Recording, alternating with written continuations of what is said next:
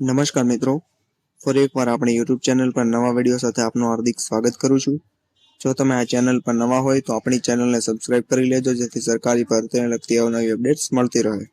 અને જો તમે આપણા વોટ્સએપ ગ્રુપમાં જોડાયા ન હોય તો તેની લિંક ડિસ્ક્રિપ્શનમાં છે, જ્યાંથી તમે જોડાઈ શકો છો, જ્યાંથી તમને આ વિડીયોની પીડીએફ પણ મળી જશે. તો મિત્રો, આજના વિડીયોમાં જે આંગણવાડી ભરતી ગુજરાત 2024 માટે આજના આર્ટિકલમાં જે સારા સમાચાર આવેલા છે, એટલે કે આંગણવાડી ભરતી વિશે જે ન્યૂઝ આવેલા છે તેની વાત કરીશું. એટલે કે આંગણવાડી ભરતી 2024માં તબક્કા વાઇઝ નવી પ્રક્રિયા ચાલુ કરી દેવામાં આવેલી છે.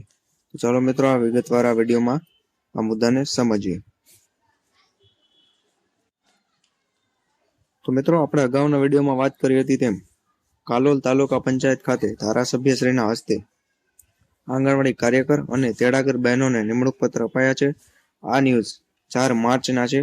એટલે કે આપણે અગાઉના વિડીયોમાં વાત કરી તેમ માર્ચના પ્રથમ વીકમાં આંગણવાડી કાર્યકર અને તેડાગરના જે નિમણૂક પત્ર આપવામાં આવશે તેની પ્રક્રિયા ચાલુ થઈ ગઈ છે. એટલે કે જુદા જુદા જિલ્લામાં તબક્કાવાળા નિમણૂક પત્ર આપવાની પ્રક્રિયા ચાલુ છે. જો આર્ટિકલને ડિટેલમાં સમજીએ તો ગુજરાત સરકાર દ્વારા નવેમ્બર 2023-24ના રોજ જે ઓનલાઈન આંગણવાડી કાર્યકર અને તેડાગર ભરતી જાહેરાત બહાર પાડેલી હતી, જે અંતર્ગત કાલોલ શહેર સહિત તાલુકાની આંગણવાડીમાં કાર્યકર અને તેડાગર ભરતી માટે ઓનલાઈન ફોર્મ ભરી ઉમેદવારી નોંધવામાં આવી હતી. જેમાં જે મેરિટ મુજબ અંદાજિત 25 આંગણવાડી કાર્યકર અને તેડાગર બહેનોની પસંદગી કરવામાં આવી. જે પસંદ થયેલ ઉમેદવારોને આજ રોજ એટલે કે 4 માર્ચ 2023ના રોજ કાલોલ તાલુકા પંચાયતના સભાખંડમાં મત વિસ્તારના ધારાસભ્યશ્રી દ્વારા આંગણવાડી નિમણૂક પત્ર આપવામાં આવેલ છે.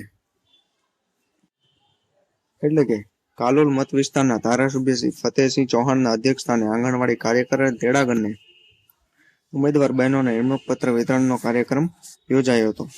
તો મિત્રો, આ રીતે જ બધા જિલ્લામાં નિમણૂક પત્ર આપવાની કાર્યવાહી ટૂંક સમયમાં શરૂ થઈ જશે અને બધા જ ઉમેદવારો જે પાસ થયેલા છે તેને નિમણૂક પત્ર આપવાની કાર્યવાહી પૂર્ણ થશે. મિત્રો, આ વિડીયોની પીડીએફ આપણા વોટ્સએપ ગ્રુપ પણ મળી જશે. આજના વિડીયોમાં બસ આટલું જ. ફરી મળીશું નવી માહિતી સાથે.